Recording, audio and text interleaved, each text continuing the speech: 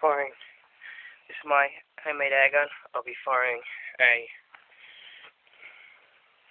grape at 80 psi at the fence. So pumped up to 80 psi and fire it at the fence.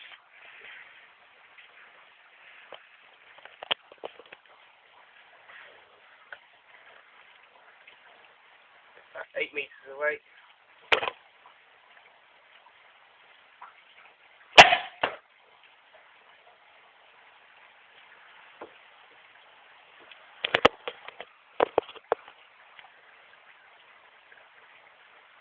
I'm going to try that one again. It wasn't very successful.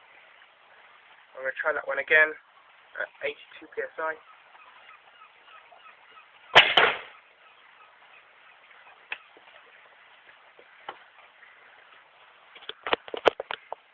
Probably can't see it, but when that one fired through the gun, it just completely obliterated on the fence.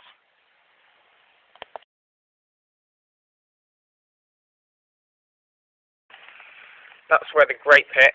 As you can see, it's completely dented the box and exploded on the box.